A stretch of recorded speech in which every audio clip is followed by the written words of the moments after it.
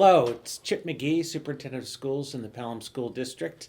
Thank you and welcome to another episode of Pelham School District Today. This one is timely. We're talking about the Pelham School District budget, and I have with me Deb Mahoney, our business administrator in the district. Thank you for being here. Thank you. Yeah. I think it's helpful each year to talk a little bit about the process and everything, but could we just start with, so you're the business administrator. How long have you been here, Deb? Well, I started on the day that we split from Wyndham. Oh my So gosh. That was July 1st, 2013. Mm-hmm. And that's when you started as the BA or in the district? Yeah, I started as an assistant business administrator, human resources. I was working with a business administrator that came in as well, Steve Martin. And we the were up legend. in Wyndham. Yeah, we were up in Wyndham. Uh-huh. So we were in a Wyndham office. Yep. In the basement for a little while. Were you in the one right there on 111? Yeah. Yeah, same office? Yeah. Yeah. So they had a spot for us downstairs, and so we were there until we could find housing down here, and then Yeah. we got to be all together in one place. So. Yeah. Yeah. And so that's 2013. That's 12 years. So you've been around the budget cycle in Pelham 12 times. It's like old hand for you now, right? Yeah, it's always weird because we're in 2025. Mm-hmm. We just finished doing the audit for 2024. Mm-hmm. We're budgeting for 2026. And before we know it, we'll be starting on 2027. Yeah, So- we've got a couple 27 meetings already. And for people watching, when we say 25, that we are talking in the business office about school year 24-25. Fiscal year Fiscal is the year way we talk about it. 25, yeah. Which is And July 1 to June 30th. yeah. And so I know that we've talked about this a lot, but could you walk through the whole budget development process? I mean, here we are in February, but maybe just how did we get to where we are now with the deliberative session coming up? Okay, so we start in May. We put a schedule together Mm-hmm. based on really when the budget committee needs it. We work our way backwards. Mm-hmm. And we put a schedule together, it gets approved by the board, Mm-hmm. gets distributed to all of our leadership team, Mm-hmm. and then they start building their budgetary requests for that year. Yeah, so I don't think a lot of people know this. So people are building the budget. So in June, they start on the budget for not the following fall, but the fall after that. Correct. Really 18 months or so ahead of time. Correct. Yeah, all right. Right. And then we go through the summer pulling all that information together, and we present to our board. We start our presentations in late August, and we go all the way through until the beginning of October. Mm-hmm. So that's kind of almost weekly for a while. So we present to the board, then we're done, right? No. No. All right. So once the school board has done a full review, actually, what does the school board do after they've looked at it all? Do they? Yeah, so just to take a couple steps back, Yeah. so the leadership team will put their proposals together, Mm-hmm. and then those go forward actually to your level. Mm-hmm. So the second level, superintendent's level review. Level 2, we Level call this 2, for we anyone call who's it. looking in the budget books that Yep. are all published under the business office. Yes, so under level 2, the superintendent will have cuts Mm-hmm. and reductions and adjustments to align with what it is that you want to present to the board Yeah. on behalf of all of our teams. Yeah, one of the things that I find is that, with 3 schools and, facilities and food service, athletics, with all these different functions going on, technology, special education, that once they're all in, there's some overlaps or competing priorities that have to get all sorted out. Right. Yeah. So that's why that level 2 is so important. Mm-hmm. That comes to the board, and then they review, Mm-hmm. which they do public meetings, multiple meetings, and then they make recommendations or they adjust the budget that they'll be recommending to the budget committee. Mm-hmm. So they take their vote in that first week of October. Yep. Into the second week of October, we have that budget ready, goes to the budget committee, and then we start the process of review with that committee. Yeah, it's like we just say, okay, turn it back to page 1. Yep, we start again. Yeah, and it's probably 250 pages of It's a line good by line, size. something like that? It's a good sized book, Yeah, yeah. for sure. All right, so the school board is elected every March, 5 members. I work with them all the time, so I feel like I know the school board. Mm-hmm. But the budget committee, we just kind of swoop in. So just like flesh out, who are they? Are they elected? Yeah. What do they do? Yeah, they're elected, and their responsibility is to review the budget Mhm. and make a recommendation to the community Mhm. as to whether they support or not support Mhm. the budget. And through that process, they can adjust the total number. Mhm. They can provide adjustments to particular functions. Mhm. And sometimes they do that. Sometimes we're able to recommend to them Mhm. because we have updated information. Mhm. I'll give you an example. Utilities, Yes. we're able to go back and get more current information. Mhm. Or if we've gone out to bid and we know what our numbers are going to be, we're able to adjust. And we'll say to the budget committee, we'd like you to reduce it because we know, based on our current contract, what we'll need next year, or what we anticipate. Yeah. And so we'll ask them to adjust that. So sometimes it's their own adjustments, and sometimes it's recommended adjustments through you and I. Yeah. After the board's completed, it's new information that we didn't have at the board level. Yeah. One that comes to mind this year was we had some technology we were purchasing, Right. and our director of technology was able to identify this specific model he needs to purchase, Right. which was cost less. Right. And so we could say, take out the difference between what we budgeted and what we know the new model's going to cost. Right. But it's the budget committee that kind of ended up making that cut. Right. And that's level 3. Well, no, 3 is the school 3 is the board, school 4 board, is the budget committee. 4 is the budget committee. Yep. All right, so budget committee finishes up. And this year I'm so pleased because we all landed on the same page, and they this year voted 9-0 to say we support where this budget landed. Right. Then what? So there's a number of different documents that we put out for the public to be Mhm. able to review in advance Yeah. of our next session, which is Mhm. the first of 2 voting sessions. Mhm. First is deliberative, second is the actual vote day. Yeah. So Yes. deliberative's coming up. I don't know when this will come out. But the deliberate's on the 5th of February, February. right. Yeah. So for when we're filming, that's next week. Right. So in between the time that the budget committee's last meeting, which is the beginning of January, and last week, we are required to post the warrant. So Mhm. those will be the warrant articles that are discussed at deliberative. Mhm. We're required to post the default, which is the default number, which we'll talk about, I presume. Yeah. Yeah. And then they also will be able to see the proposed budget by the budget committee. Mhm. So it shows all of the items, all of the functions, and the total costs, Mhm. and what the estimated revenues are. All right. So those documents are posted. Let's talk warrant first. Yeah. And we're not talking about the petitions in this session. So I'm really interested in, well, I'm just going to say it because it was fun this year. We had the simplest warrant I have ever seen.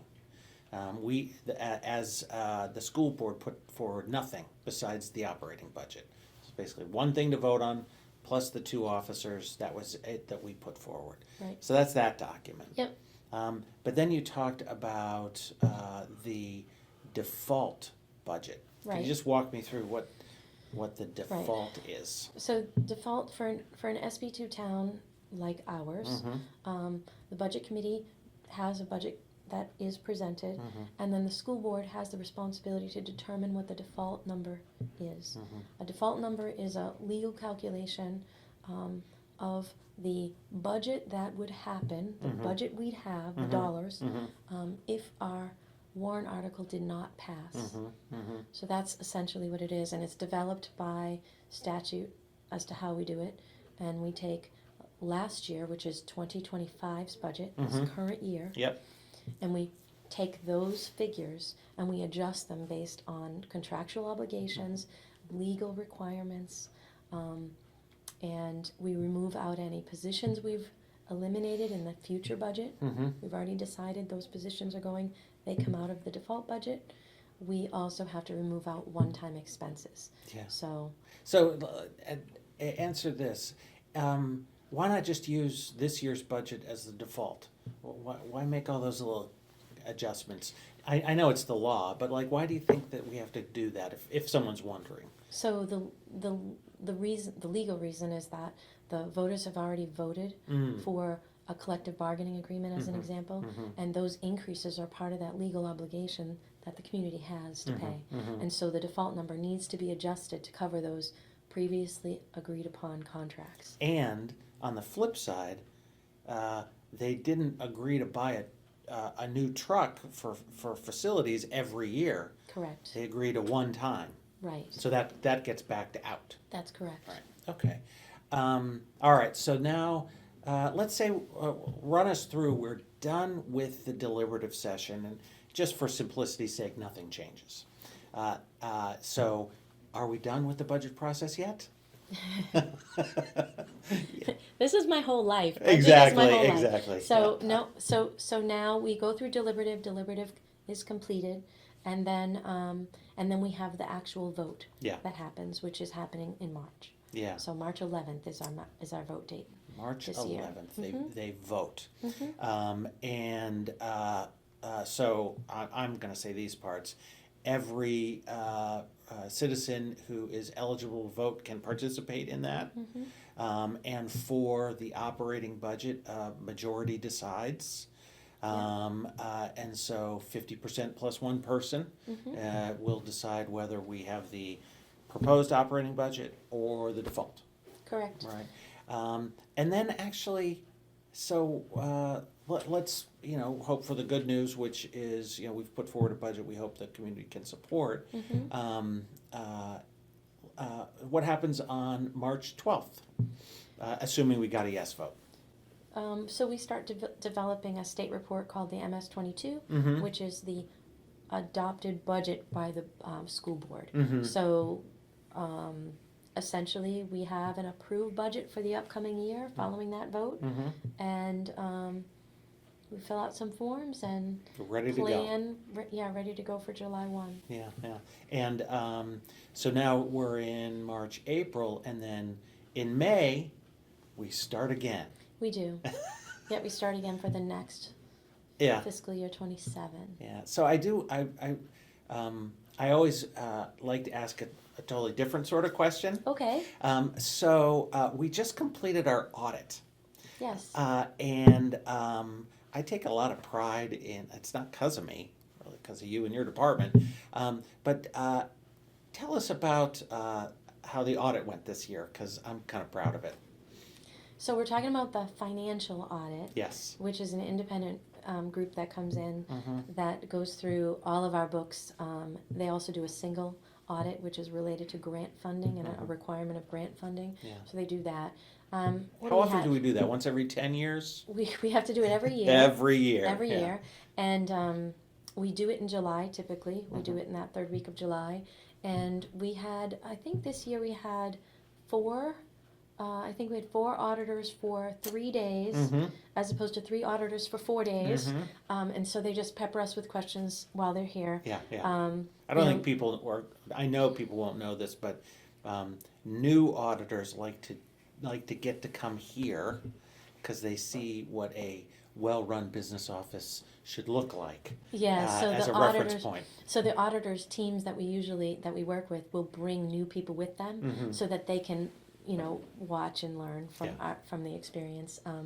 I do have a fantastic team, the people that have been working in this auditing world, like our Joyce Doucette. Yes. She has been doing it for many, many years, knows exactly what to provide for documentation. Yep. And, is able to really do such a great job that it really makes me look great. And then Christine LaVeca does a lot of the work down in the payroll area, so that's another piece of it. And then we've got all these grant managers in our district who have to also do all of their pieces for Title I's and IDAs and all these other things. So I'll have one last question for you. So I get asked a lot, how come the district returns all that money at the end of the year? This last year it was $1.8 million rounding. How do you answer that? Because it's true, we at the end of our fiscal year, we don't spend everything that we got. So how is that? So the way that it works is it's It's a combination of underspends and additional revenue that we receive. Together, those monies make up our unassigned fund balance, and that's the money that we provide back through the Department of Revenue to say this can offset taxes next year. Yeah. So we do an analysis of year over year every time, and that's in our annual financial audit book. Yeah. Yeah. It's also something that Budget Committee asks about. So for those that are interested in the details surrounding each year, that's data is all out there. Yep. Oftentimes, I think about the history of it, and it has changed over the years. When we went into the pandemic, we had a lot more vacant positions that weren't filled. Yep. And all their benefits associated with those positions. And so our returns were pretty high in those years. But as I see us right size and fill positions and utilize the staff that we have, I'm seeing those numbers go down. Yeah. So that's the right trend for us. Yeah. Yeah. It's Yeah, I remember- also it's also a combination of managing a budget pretty tightly because we don't want to spend more money than we need to do what we need to do. And so all of the administrators, I would say, manage their budgets pretty tightly. They're watching it, and then I'm the watchdog on top of them. So we have conversations about wherever we can find, better opportunities for our dollars. Right. And if it ends up that we're able to return those funds, which we've been pretty consistent that we've been able to do that, we'll continue to do that.